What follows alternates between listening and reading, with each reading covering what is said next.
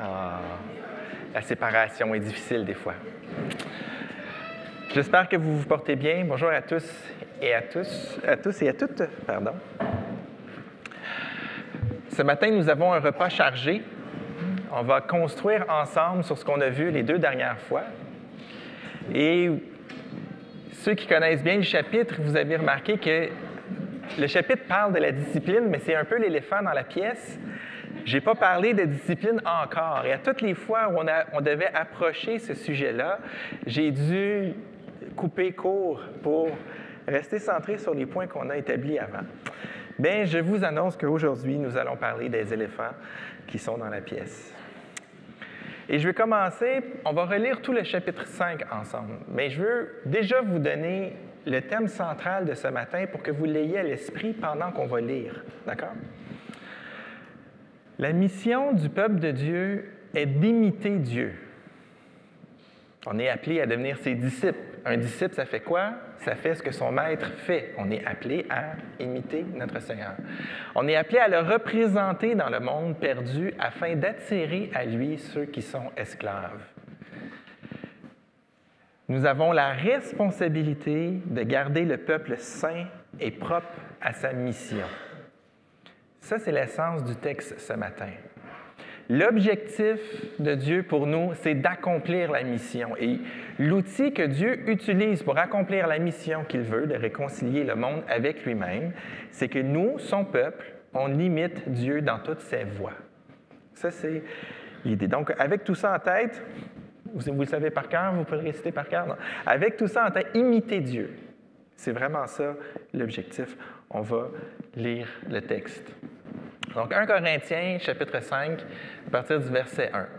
On entend généralement dire qu'il y a de l'immoralité sexuelle parmi vous, et une immoralité telle qu'on ne la mentionne même pas chez les non-croyants.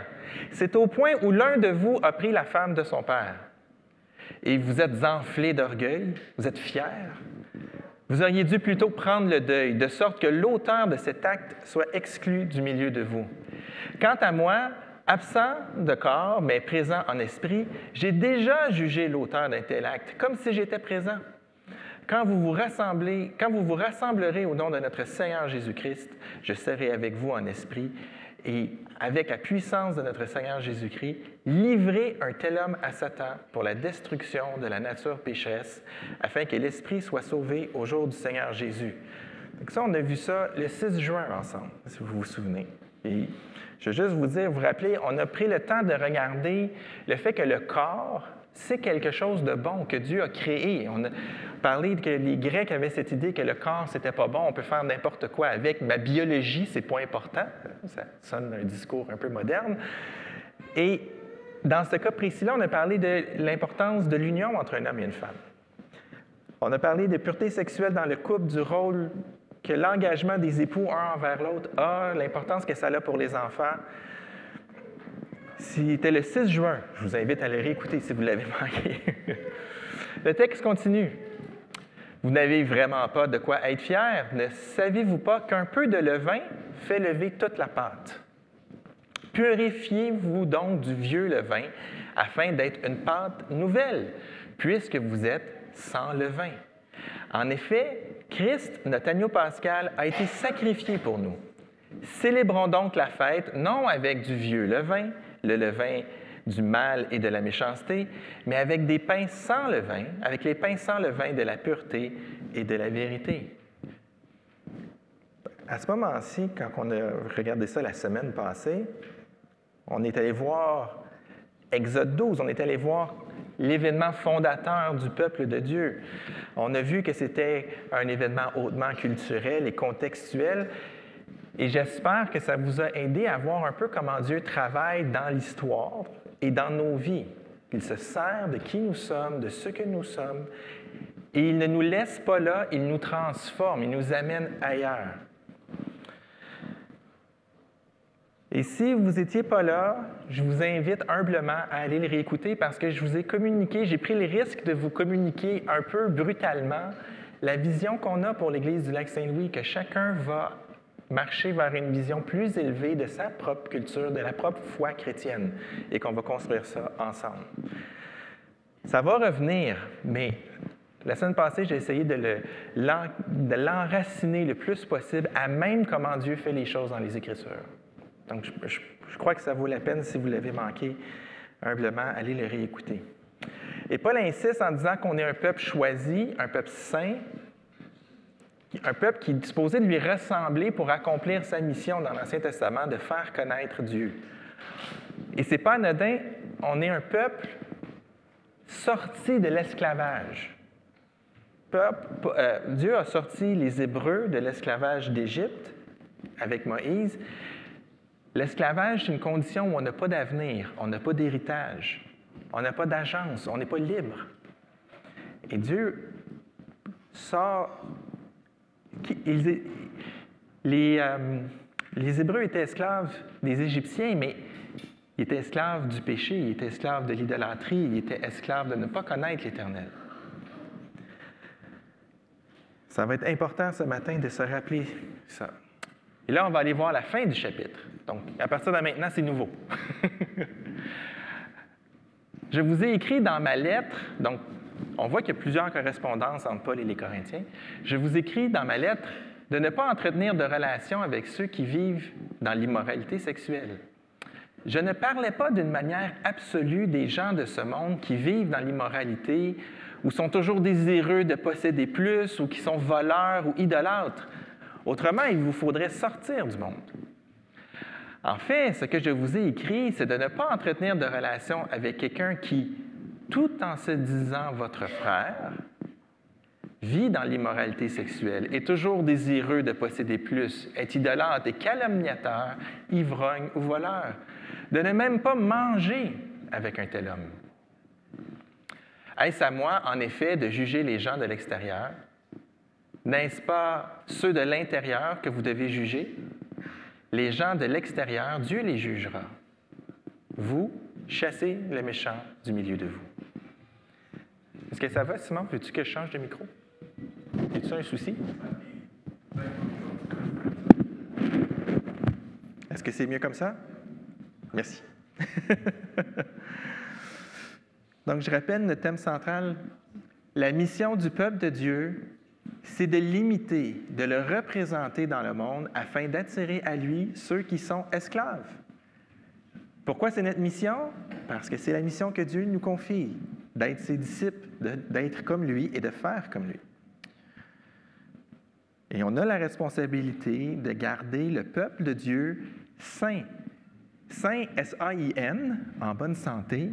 Saint, S-A-I-N-T, sanctifié, différent, distinct du reste. C'est notre appel, imiter Dieu. Qui peut me dire la vision de l'Église du Lac-Saint-Louis? Vivre en enfant de lumière pour être un repère dans les ténèbres. On veut que chacun de vous viviez la vie que Dieu vous donne d'être un enfant de la lumière pour être un repère pour ceux qui sont dans les ténèbres. C'est notre rôle, c'est notre appel. Et vous savez, Jésus prépare son épouse, il purifie son épouse. C'est comme un processus. Dieu purifie son Église, il la prépare belle pour la noce qui s'en vient. On est en chemin, non seulement nous personnellement, mais comme Église locale, et je crois la grande Église aussi. Et pour bien comprendre cette mission-là, Paul nous présente il y a une distinction fondamentale, il y a une démarcation que Dieu a tracée dans le texte.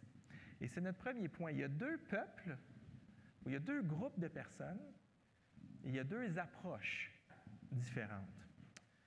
Le chapitre commence avec le problème de l'Église de Corinthe. Il tolère l'immoralité dans l'Église, au point même de s'en vanter, de se vanter de tolérer l'inceste. Et l'inceste était quelque chose que la loi romaine punissait. C'était l'exil.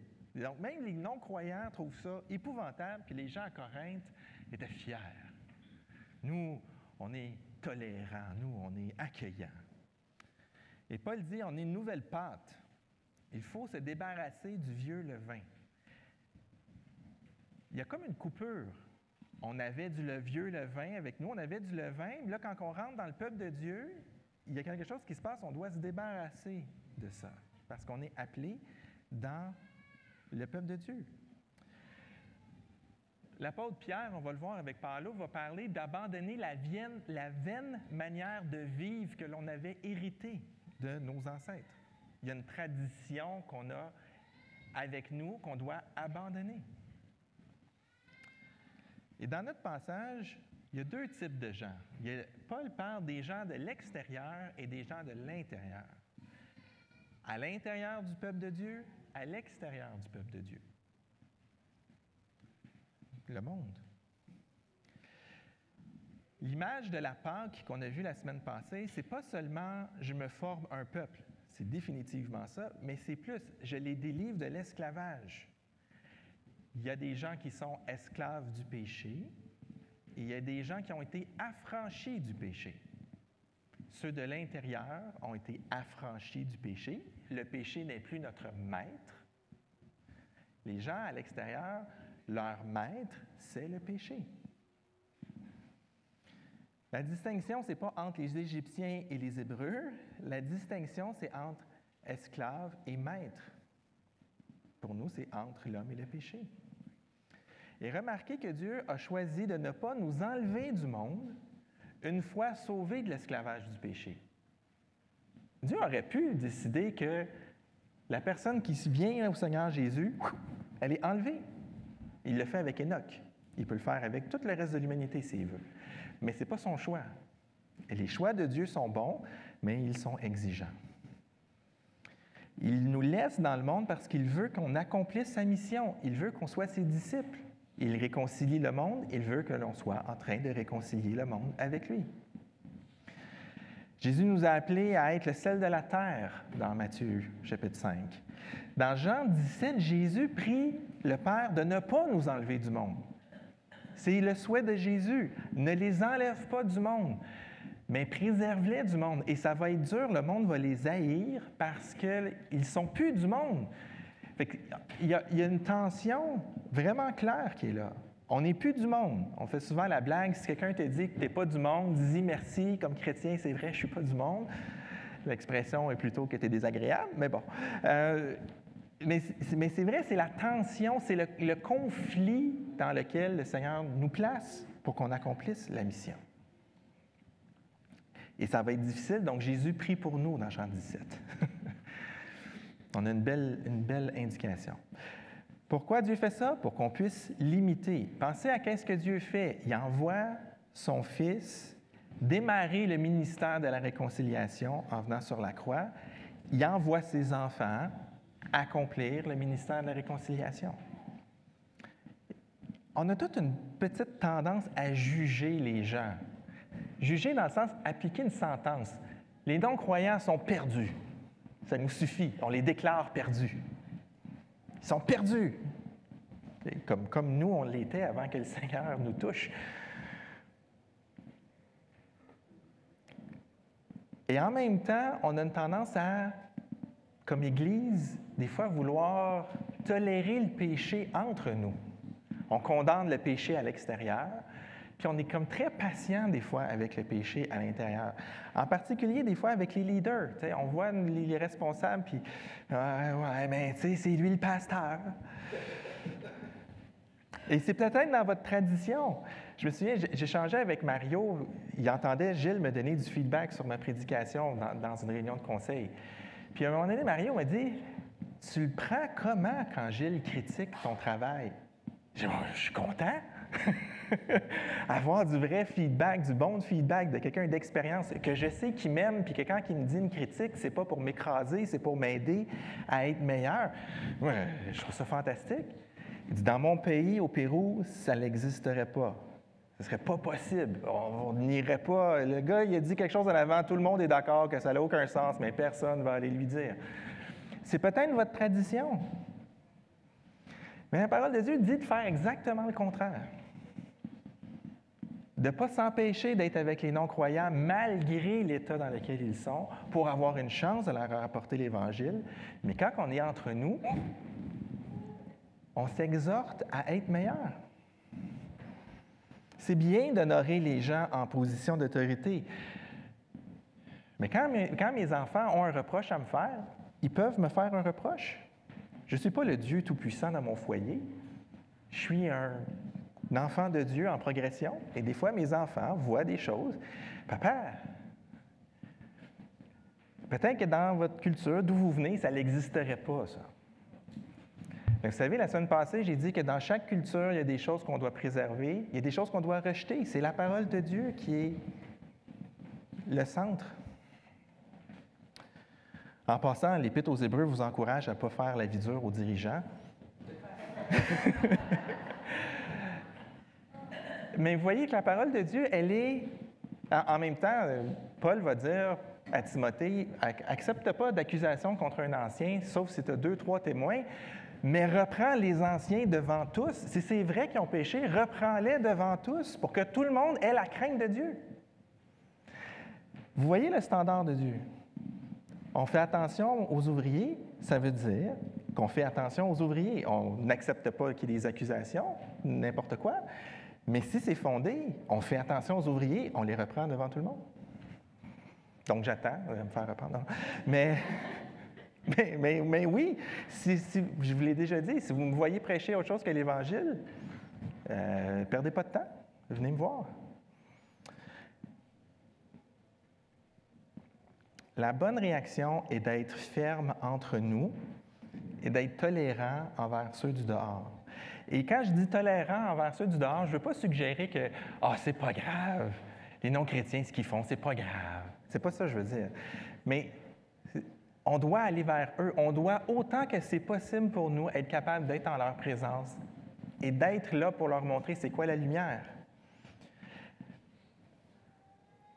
Tolérer notre inconfort pour pouvoir être des témoins de l'Évangile là où ils sont. Et je vais faire cette nuance-là. Il y a une limite à ne pas franchir. La limite à ne pas franchir, c'est le péché. Si être en leur présence vous amène à pécher, ça veut dire que vous n'êtes pas prêt à vivre ça.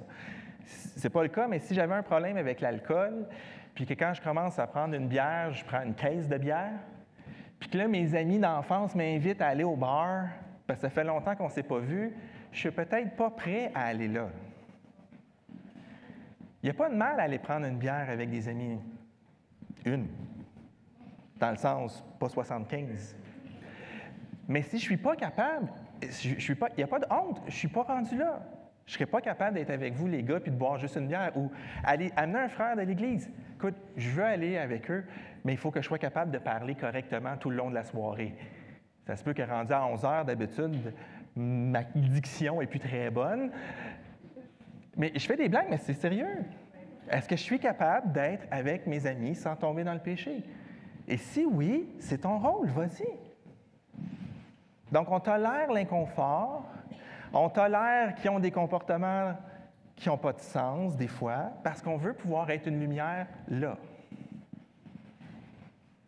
Ça marque les esprits, si vous êtes capable de faire ça. Si ça vous amène à pécher, c'est que vous n'êtes pas prêt. Dieu vous transforme.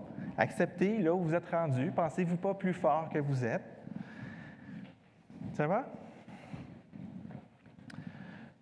Notre sainteté et la sainteté de l'Assemblée, c'est ce qui prime. Parce que si on n'est pas saint, si on ne cherche pas la sainteté, le témoignage qu'on a pour l'Évangile ne sert à rien.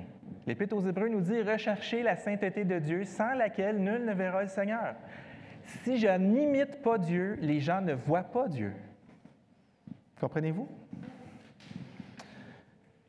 Et là, c'est étrange parce que dans le texte, il y a un genre de malentendu. Paul dit, dans ma lettre, je vous ai dit de ne pas avoir de relation avec ceux qui, 3 petits points. Et là, il dit, je ne parlais pas d'une manière absolue des gens du monde. Si vous ne pouvez pas être en présence d'un pécheur, il faudrait que Dieu vous enlève de sur terre. Et à Corinthe, les gens ont compris vraiment l'inverse. En tout cas, certains ont compris l'inverse. On se coupe du monde, mais on tolère le péché à l'intérieur. Alors que Dieu dit, soyez dans le monde et ne tolérez pas le péché à l'intérieur de l'Église. Et en fait, c'est spécial parce que Paul est explicite. Avez-vous vu? Hein? Je ne parlais pas des gens du monde qui vivent dans l'immoralité, sont avares ou ont soif de posséder, sont voleurs ou sont idolâtres. Il nomme 4 péchés pour les gens à l'extérieur. Puis quand il parle de l'Église, les 4 mêmes péchés reviennent, il y en a 2 de plus qui sont apparus. La calomnie et l'ivrognerie. Comme si les gens du monde n'étaient pas ivrognes. Oui, oui. C'est juste que dans l'Église de Corinthe, on va le voir dans les prochains chapitres, la calomnie et l'ivrognerie avaient une place particulière dans leur cœur. L'immoralité et le vol, par exemple, sont un mépris de ce que Dieu pourvoit. Si je vole, c'est parce que je crois que Dieu ne me donne pas assez. Ou si je vais dans l'immoralité, c'est que je ne comprends pas la pureté de ce que Dieu m'a donné. On en a parlé beaucoup au début juin, je peux revenir là-dessus. L'avarisme, cette soif de posséder toujours plus, vous savez que le problème, ce n'est pas la richesse. La richesse, c'est Dieu qui la donne. Là, si dans votre cœur, ça vient de faire « Ah, phew, je peux être riche », là, il faut qu'on parle. Parce que souvent, dans l'argent, ce qu'on cherche, c'est la sécurité, c'est le statut, c'est le fait d'avoir un nom, d'être vu.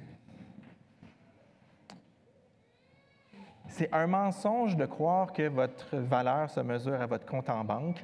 C'est un mensonge de croire que votre valeur se manifeste par à quel point c'est facile pour vous de faire tout ce que vous voulez. Vous savez, si vous avez de l'argent, vous pouvez faire à peu près n'importe quoi dans notre monde, ça va fonctionner. C'est pas mal toujours juste une question d'argent. Est-ce que vous croyez que c'est Dieu qui pourvoit et qui donne ce qui est nécessaire? Que vous ayez beaucoup d'argent, que vous n'ayez pas beaucoup d'argent, la soif de posséder peut vous guetter. C'est une idolâtrie que Paul place au même rang que les autres. Donc, si tu sens que ton cœur salive, soupire après le fait d'avoir beaucoup d'argent, c'est le temps de venir devant le Seigneur et d'en parler. Et il y a l'autre péché qui est cher aux Québécois, qui est la calomnie. Et il y a une différence, vous savez, entre la médisance et la calomnie. La médisance, c'est que je vais aller parler aux gens de quelque chose que vous avez fait qui ne vous met pas en valeur. Vous vous êtes mis en colère ou peu importe, vous avez commis un péché. Et là, je viens parler à tout le monde. « Hey, sais-tu ce qui est arrivé? Mon frère, ma soeur a fait telle affaire. Je te demande de prier pour lui. Je vais te raconter en détail tout ce qu'il a fait de pas correct. » Je suis dans la médisance. Je suis en train de répandre des mauvaises choses que vous avez faites dans le but de ternir votre réputation et de vous élever. Ou juste d'avoir quelque chose de croustillant à raconter. L'éco-vedette de l'Église du Lac-Saint-Louis. La calomnie, ça implique le mensonge. La calomnie, c'est que je vais inventer des choses ou je vais exagérer vraiment les choses à votre propos pour vous faire mal paraître. C'est un mélange toxique de l'orgueil et de méchanceté qui n'a vraiment rien à faire dans la bouche de l'enfant de Dieu. Ni un ni l'autre ressemble à Dieu. En fait, la calomnie, c'est comme l'inverse de l'Évangile. La calomnie, dans l'Évangile, le Seigneur vient couvrir nos fautes pour nous honorer. La calomnie, c'est inventer des choses pour nous descendre. S'il y a quelque chose qui est contre les principes de l'Évangile, c'est la calomnie. Et vous savez, c'est au même rang que, dans cette liste-là, que l'immoralité sexuelle. Fait que quand vous voyez quelqu'un faire de la calomnie, proposez-lui en échange, « Ça tente-tu de tromper ton mari à la place? » C'est absurde, hein? Mais Paul dit, quelqu'un qui vit avec la calomnie et qui ne se repent pas de la calomnie, c'est tout comme s'il vivait dans l'immoralité sexuelle. Dans le royaume de Dieu, le standard de sainteté est plus élevé que ce qu'on a dans notre tête des fois. Et le dernier que je vais adresser ici, c'est l'idolâtrie. Je surveille mon temps. Ici, l'idolâtrie, elle n'est pas à prendre au sens métaphorique. Ce n'est pas une image, les idoles du cœur. Okay?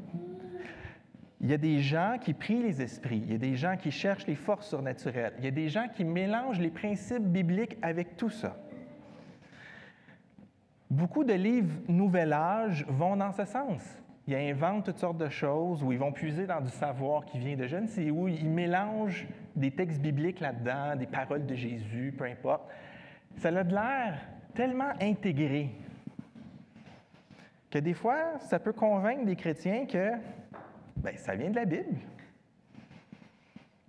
Vous pouvez mettre là-dedans des choses comme l'horoscope, le tarot, les diseuses de Bonaventure, la Wicca. Est-ce qu'il y en a qui connaissent les Wiccans? Dans mon cercle, j'ai des gens qui sont Wiccans. Et on va fêter les 8 sabbats pendant l'année, puis le Nouvel An, c'est à l'Halloween, puis bon, tout ça, là. Les rites magiques, puis tout ça. Vous allez voir le site de la Wicca, il y a toutes sortes de choses, comme la magie des anges. Les anges, qui sont des créatures de Dieu, pour faire du bien, puis on peut faire des rites pour invoquer les anges, puis bon. Ça a tout de l'air presque biblique, là. C'est tout confus, la stratégie du diable, la confusion. Et on peut penser que c'est biblique, parce que ça parle de choses bibliques, ça cite des passages de la Bible, même. Mais la Bible est vraie. Pas tous les produits dérivés de la Bible. D'accord? La Bible, c'est vrai, et il faut la regarder dans son ensemble. Et si ça vous intéresse, si vous êtes sensible, si vous avez un genre d'intuition ou d'intérêt pour ces choses-là, attention. Et je vais vous recommander un livre qu'on a ici à la bibliothèque qui s'appelle « Délivre-nous du mal ». Et c'est un livre, faites-vous pas impressionner par le sous-titre, le traité de démonologie biblique. C'est un livre qui va vous faire un parcours de la parole de Dieu. Qu'est-ce qu'elle dit sur le monde occulte, les démons, les esprits, les anges, les puissances? C'est assez exhaustif, mais ce n'est pas épais. C'est vraiment excellent. C'est un livre sobre, ce n'est pas un livre qui va vous raconter des exorcismes, mais c'est pas ça. Ça va vous donner ce qu'il y a dans les Écritures. Et ça va vous montrer comment parfois les gens prennent des choses qui viennent du vaudou, de l'animisme, puis qui mélangent ça aux principes bibliques pour essayer d'avoir une vision plus complète du monde occulte. Mais c'est pas ça, là. Ayant connu Dieu, on ne peut pas aller vers les savoirs interdits et adorer des dieux qui n'en sont pas. Tous ces éléments, tout ce qui ne correspond pas à la sainteté de Dieu, ne doit pas être un frein dans l'accomplissement de notre mission. Quand on voit ces choses-là chez les non-croyants, ça ne devrait pas nous empêcher d'y aller. Mais tous ces éléments-là, s'ils sont dans l'Église, ne peuvent pas être tolérés parce que ça va nous empêcher d'accomplir notre mission. On est racheté, on hérite d'une nouvelle nature, ce n'est pas pour recommencer à faire les mêmes choses comme si on n'avait pas été sauvé et régénéré. Et là, vous vous dites, « Ouais, mais là, Jean-Philippe, dans toutes ces affaires-là, il y a peut-être des choses qui vous interpellent. C'est bien beau tout ça, mais moi, je lutte. Je lutte avec l'argent, je lutte avec une dépendance, je lutte avec le pouvoir qu'amène le fait de pouvoir faire du spiritisme, ou je lutte avec le fait de vouloir aller voir la diseuse de Bonaventure pour savoir mon avenir. Je lutte avec ça. Qu'est-ce qui m'arrive? Qu'est-ce qui va m'arriver? Comment distinguer celui qui est en guerre contre son péché de celui qui fait la paix avec son péché puis qui cède, qui persiste dans son péché? Et c'est vraiment une question vitale et ça nous amène à cette deuxième tension, la tension entre être patient avec des gens qui luttent pour s'émanciper du péché et arriver à amener la discipline. Et là, je veux parler de ce défi-là, patience et discipline, ou lutter ou persister. La différence entre lutter avec un péché et juste dire « je persiste dans mon péché, j'accepte que c'est mon péché, puis je l'aime, mon péché, puis je vais vivre avec, puis merci Seigneur, tu m'as pardonné, puis je vais garder ce péché-là dans ma vie. » Il y a une très, très grosse différence entre les deux. Dans notre texte, voici à quoi ça ressemble tous les appels à la discipline. Que l'auteur de cet acte soit exclu du milieu de vous, exclu du centre de l'Église. Autrement dit, dehors, c'est l'excommunication qui est là. Un vocabulaire encore plus fort, Paul parle de livrer cet homme à Satan pour la destruction de la chair, mais pour que son esprit soit sauvé. Purifiez-vous du vieux levain, dans le sens, sortez les choses qui n'ont pas de sens de l'Église. Et oui, tolérez tout chez les non-croyants, mais ôtez le méchant du milieu de vous. C'est une citation de l'Ancien Testament. On ne peut pas garder dans l'Église ce qui est mauvais. 4 appels directs à la discipline. Pourquoi Paul insiste autant? Parce que les Corinthiens ont besoin de comprendre. Parce qu'on a besoin de comprendre. On parle d'exclure quelqu'un de la communauté, de ne pas avoir de relation avec lui qui lui laisserait croire qu'il fait encore partie de la famille. Oui, mais c'est sévère.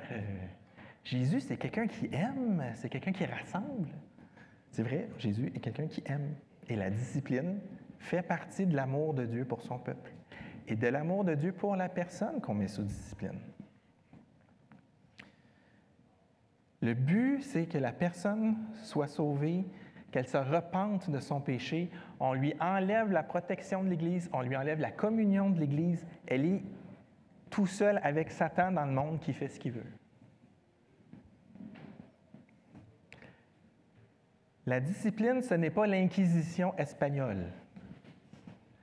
La discipline, ce n'est pas de dire « je vais commencer à faire un tribunal à l'Église. Tous les jeudis soirs, on a un tribunal à l'Église. Amener le monde qui font des péchés. On va régler ça jeudi soir. » C'est pas ça, la discipline. Elle n'est pas là pour faire un procès puis chercher. Ce n'est pas l'objectif de la discipline. En fait, je vais vous dire ce que la discipline n'est pas. Le but de la discipline, ce n'est pas de punir la personne. Tu as fait un péché, je te punis. Ce n'est pas ça le but. Ce n'est pas de me faire un spectacle, de faire un exemple. OK, là, j'ai 3-4 personnes qui ont de la misère avec l'alcool dans l'Église. Je vais en amener une devant tout le monde, m'a sacré dehors, tout le monde va avoir peur, ils vont arrêter. Ce n'est pas le but de la discipline. C'est vraiment important de bien comprendre ça. C'est pas le but de prendre ceux qui nous rendent inconfortables puis de s'en débarrasser. Écoute, lui, il pense des affaires bizarres. C'est plus ou moins biblique. C'est pas anti-biblique, mais ça me dérange.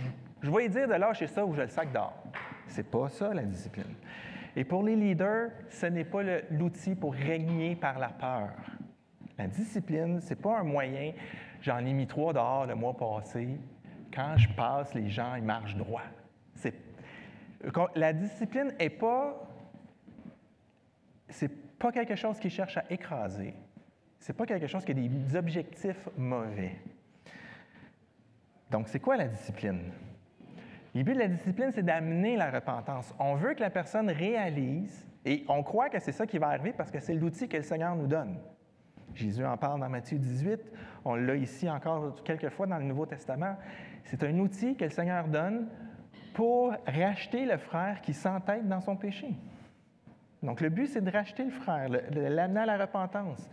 Il y a un autre but qui est de purifier et de préserver l'Église. Paul dit, si le mal rentre dans l'Église, on va le voir un peu plus tard, ça va se répandre.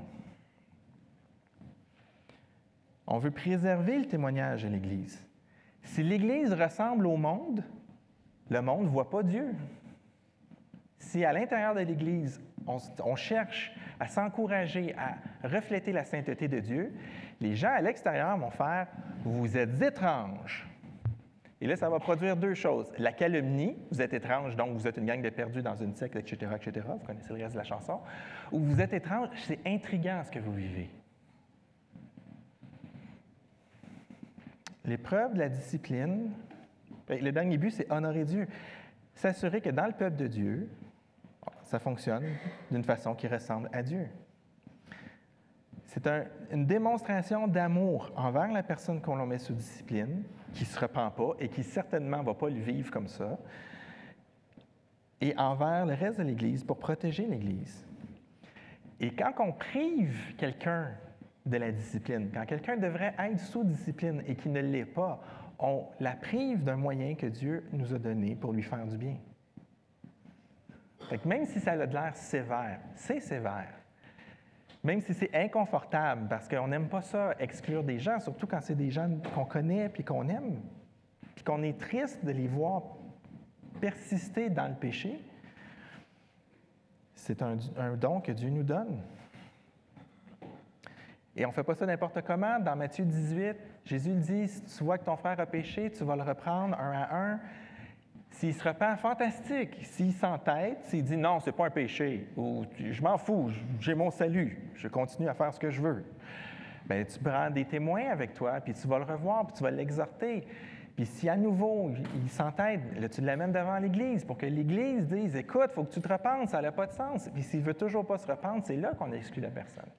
Donc, ce n'est pas une décision du jeudi soir, un tribunal expéditif. C'est pas ça. C'est un long processus pour essayer d'amener la personne à se repentir. On vise le bien de la personne, on vise le bien de l'assemblée. Quand Paul dit « un peu de levain fait lever toute la pâte », c'est une image pour dire qu'un peu de contamination, tolérer un peu le péché, va engendrer plus de péché. Notre Père céleste a fait plusieurs choses pour nous. Il a restauré notre innocence. Il nous pardonne, il nous acquitte de nos fautes en offrant Jésus pour payer la peine de nos péchés. Notre Père fait autre chose. Il nous redonne notre honneur. Il cache notre honte. Il cache les mauvaises choses. Il se réconcilie avec nous. Il nous redonne une place auprès de lui en nous couvrant de la gloire de Jésus. Et il nous délivre de la puissance de la mort et du diable en livrant toutes les autorités en spectacle à la croix. Dieu nous redonne notre innocence, il nous redonne notre honneur, il nous redonne la paix face aux puissances du monde. Et quand on tolère le péché, on vient détruire tout ça.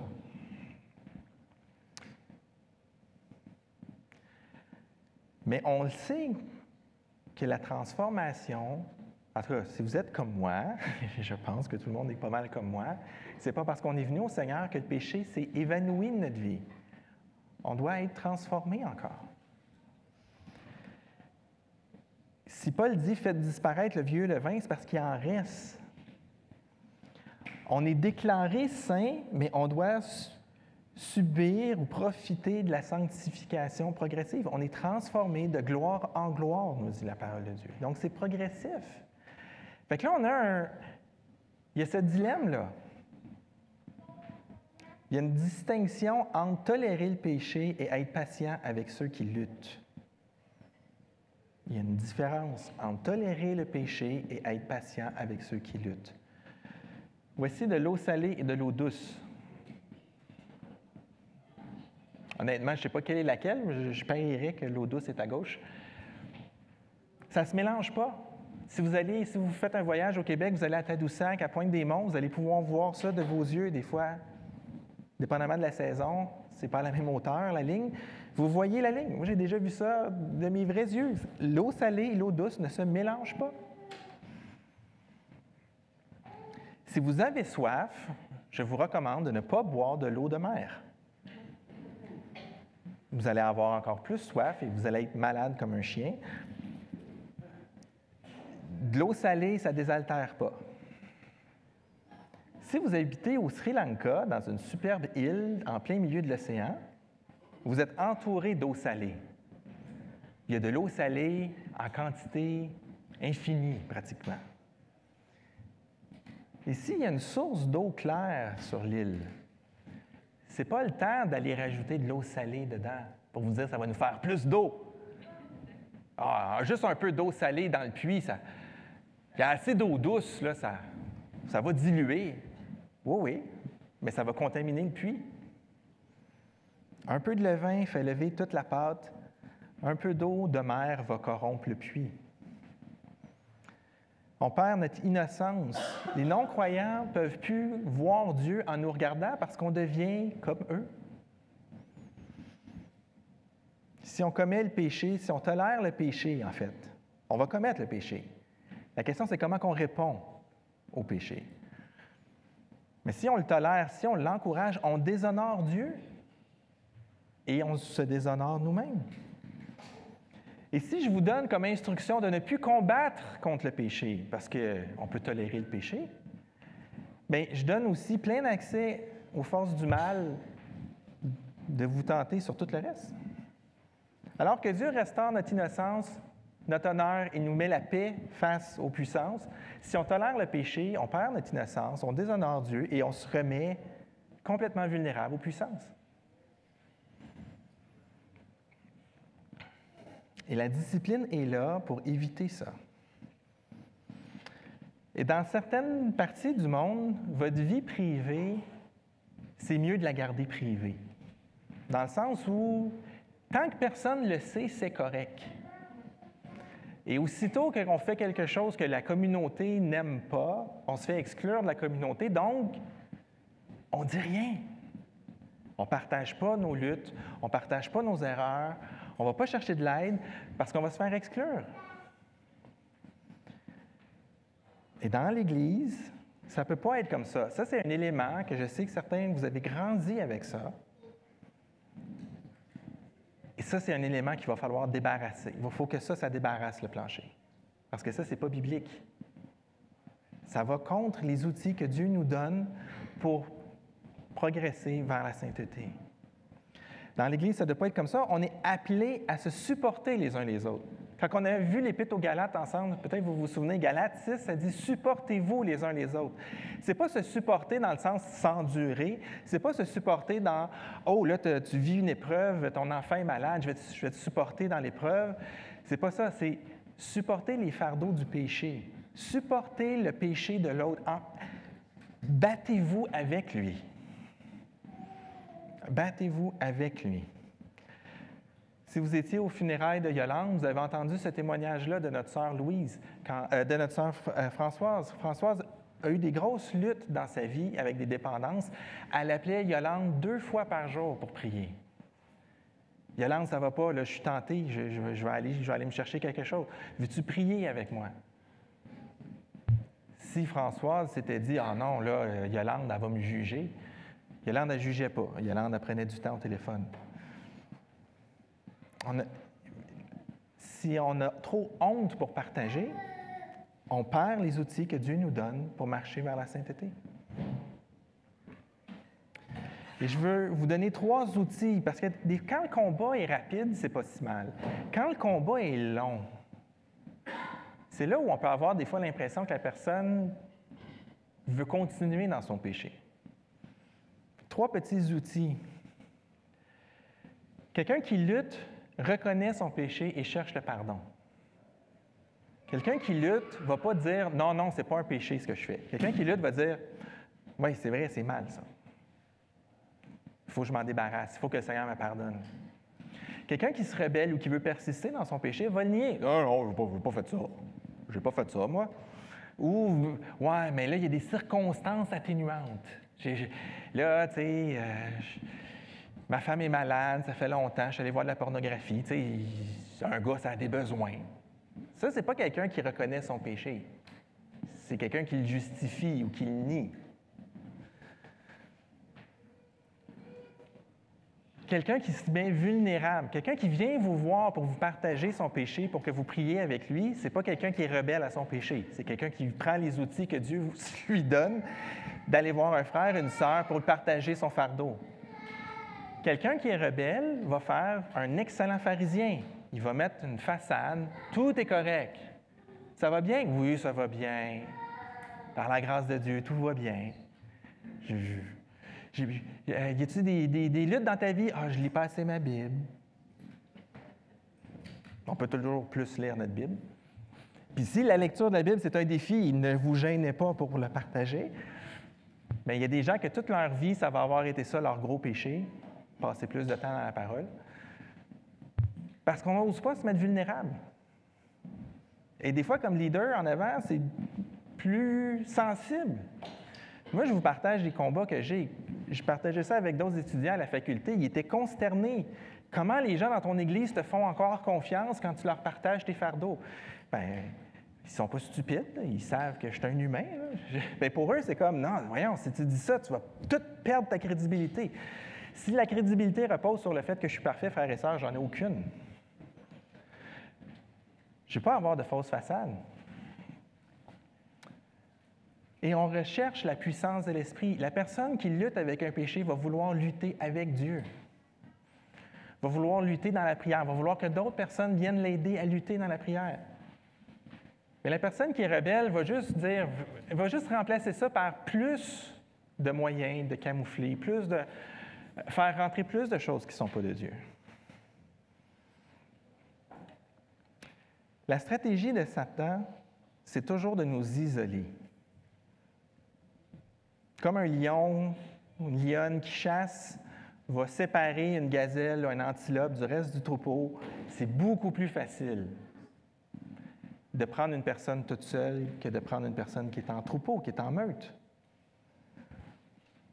Alors, l'Église doit être un endroit de guérison. On est un hôpital, on est tous brisés, on est tous sur le chemin de la croissance.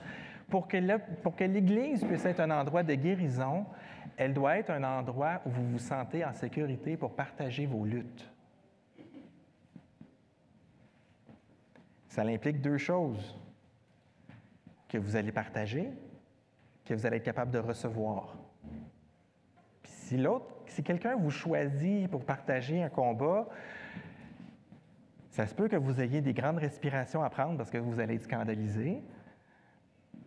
Mais là, c'est le temps d'aller chercher de l'aide avec le Seigneur, avec quelqu'un d'autre.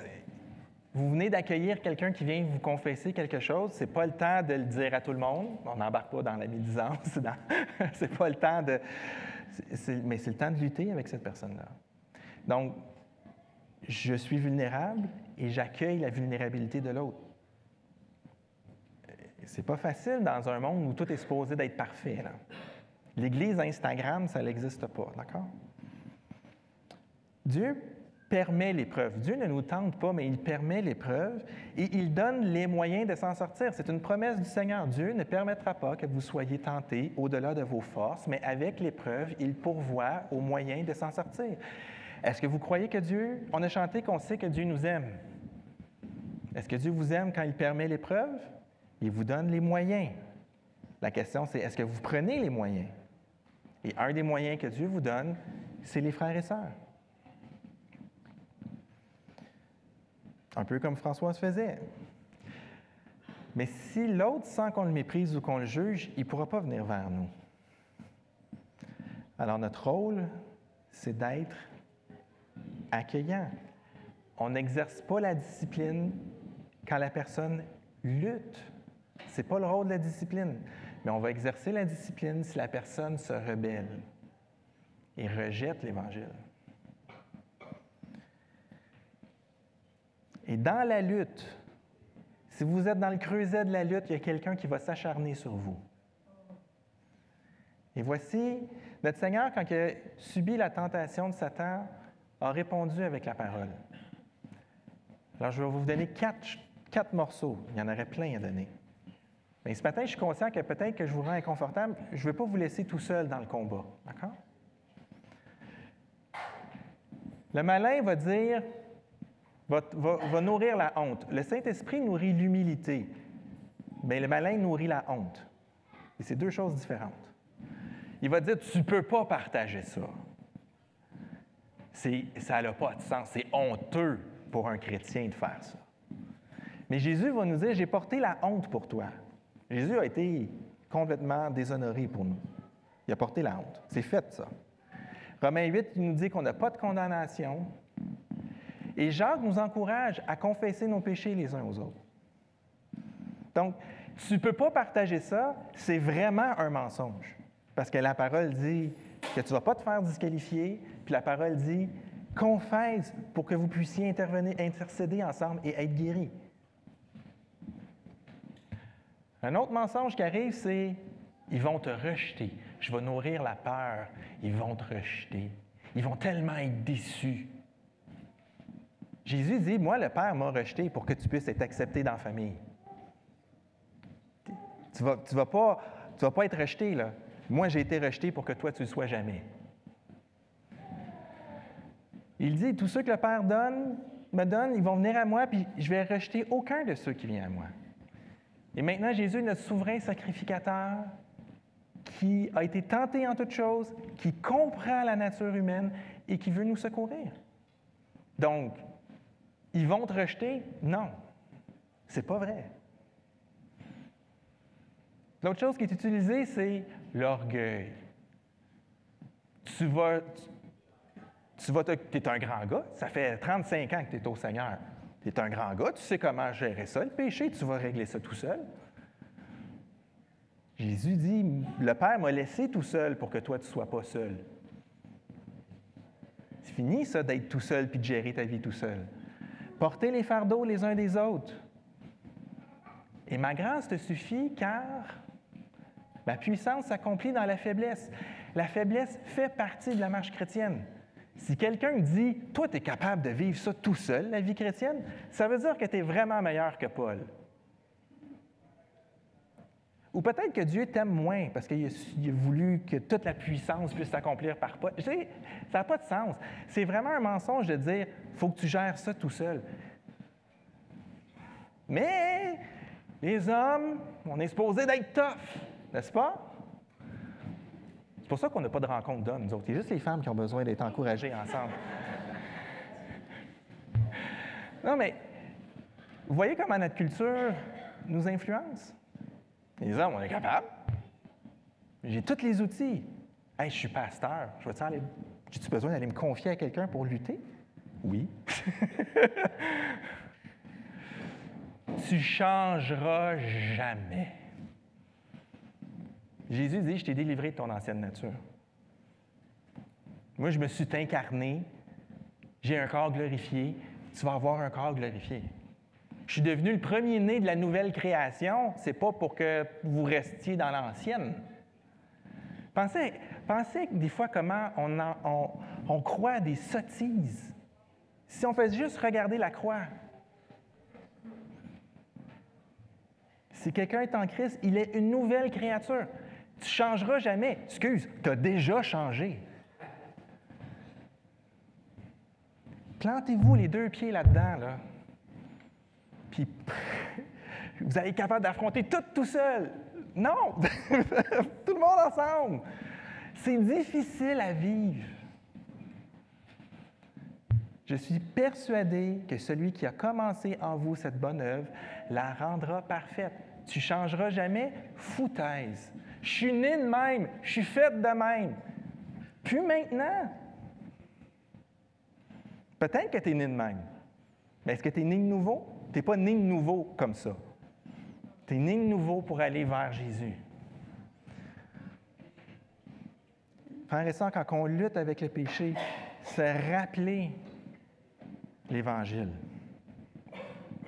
Vous remarquez, hier, j'ai aucun terme théologique compliqué ce matin. C'est juste l'Évangile. Mais ça laboure, l'Évangile. On doit être authentique, on doit être vulnérable. Et la personne qui va résister au péché, ça va paraître. Et à ce moment-là, on pourra l'aimer en appliquant la discipline. Mais la discipline, ce n'est pas pour ceux qui luttent.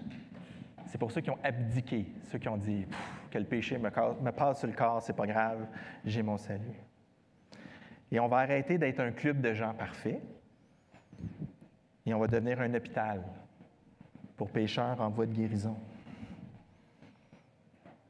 Les gens du dehors ne vont pas voir qu'on est hypocrite, ils vont voir qu'on est une famille dysfonctionnelle qui essaye de beaucoup s'aimer.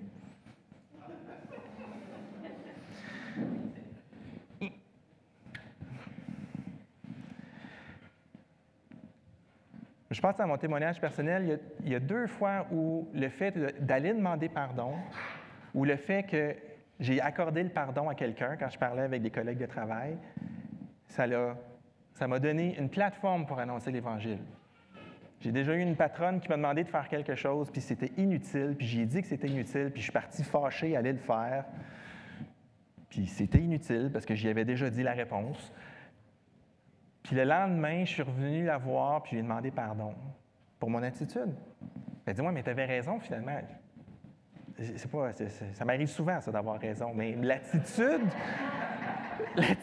que j'ai eue envers vous, c'était inacceptable, je vous demande pardon.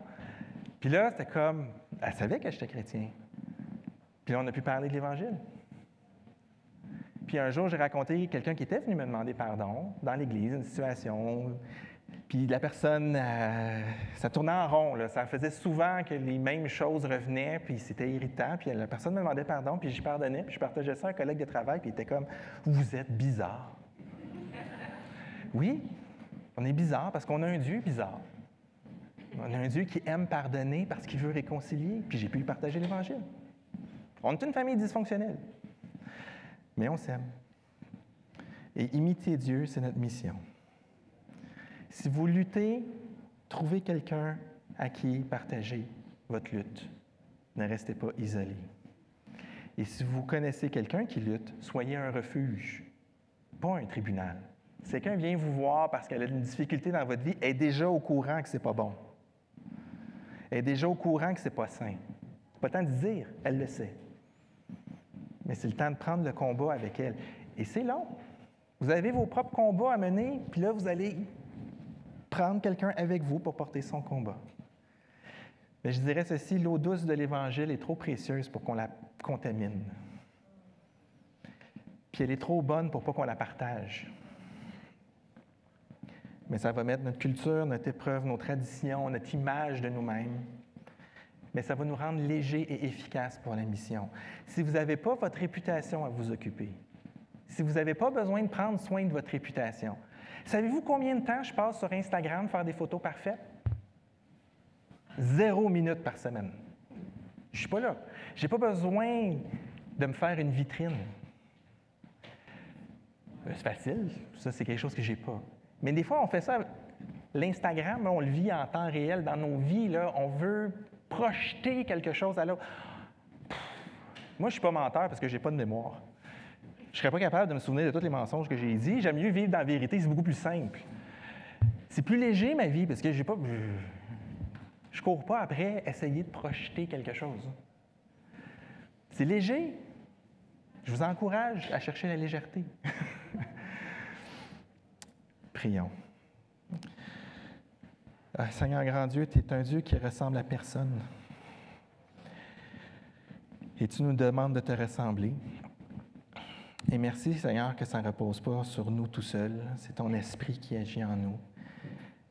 Merci pour la croix, Seigneur, qui non seulement a fait quelque chose d'éternel, de nous accorder un accès à ton Père. Merci que ça nous donne le pardon de nos péchés, mais Seigneur, à quel point tu nous démontres ton amour et à quel point tu nous entoures, comme on a chanté, Seigneur. Tu nous entoures de ta grâce. Tu réponds à tellement d'aspirations. Tu nous donnes tellement la victoire. Seigneur, ne nous laisse pas nous éloigner de ta croix. Que ça nous captive. Que ça nous fascine. Que ça devienne notre intérêt restreint dans nos vies, Seigneur. Parce qu'en toi, on a tout et on a la victoire. Seigneur, je te prie pour l'Église du Lac-Saint-Louis, chacun ici, qu'on cherche à t'imiter, à accueillir notre frère, notre sœur qui lutte, à accueillir le non-croyant qui ne te connaît pas encore, pour que tu sois glorifié dans nos vies, Seigneur, pour ta gloire et pour notre plus grand bien, Seigneur. Amen. Que le Seigneur vous bénisse.